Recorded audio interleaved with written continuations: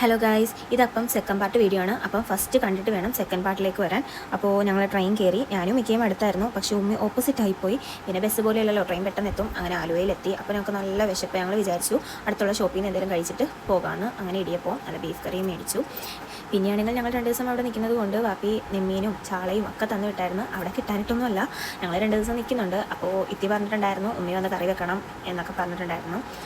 അങ്ങനെ പിന്നെ ഞങ്ങൾ അവിടെ എത്തി. ആനിമളുടെ എക്സൈറ്റ്മെൻറ്റ് കാണാൻ വേണ്ടി ഞങ്ങൾ വാതിൽ തുറന്നു. പക്ഷേ പാളിപ്പോയി. എന്താണെന്ന് വെച്ചാൽ ആൾ നല്ല ഉറക്കം, ഒരു രക്ഷയില്ലാത്ത ഉറക്കം. പിന്നെ ഞങ്ങൾ ഉണർത്തണം എന്നുള്ള തന്ത്രപ്പാടിലായിരുന്നു. പക്ഷേ ആളുടെ ഉറക്കം കണ്ടിട്ട് ഒട്ടും ഉണർത്താൻ തോന്നുന്നില്ലായിരുന്നു.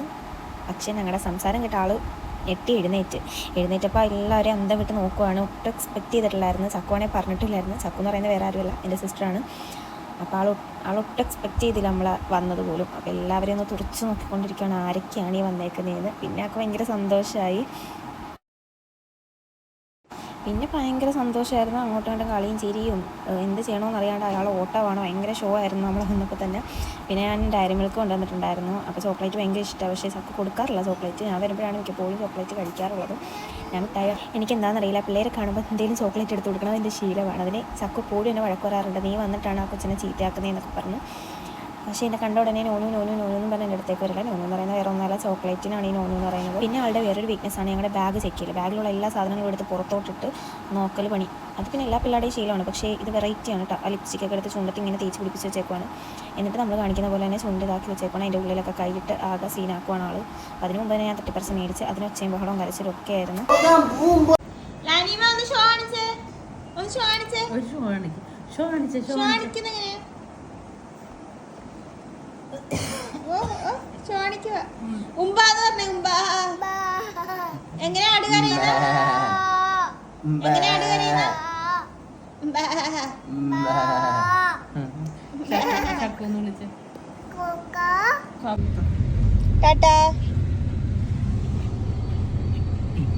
അങ്ങനെ പിന്നെ ഞങ്ങൾ ഇറങ്ങിയത് വേറെ അങ്ങോട്ടല്ല, ഫുഡ് കഴിക്കാനാണ്. അതും മാനാലി ബിരിയാണി കഴിക്കാൻ വേണ്ടിയാണ് പോകുന്നത്.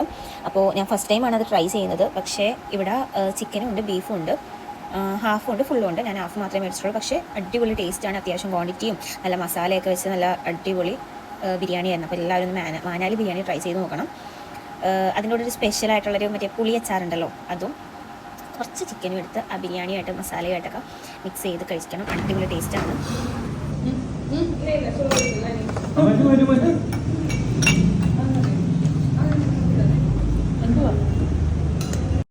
അപ്പോൾ ഇനി നെക്സ്റ്റ് പാർട്ടായിട്ട് വരാം. അപ്പോൾ എൻ്റെ വീഡിയോ ആദ്യമായിട്ടാണ് കാണുന്നതെങ്കിൽ എന്തായാലും സബ്സ്ക്രൈബ് ചെയ്യുക, സപ്പോർട്ട് ചെയ്യുക.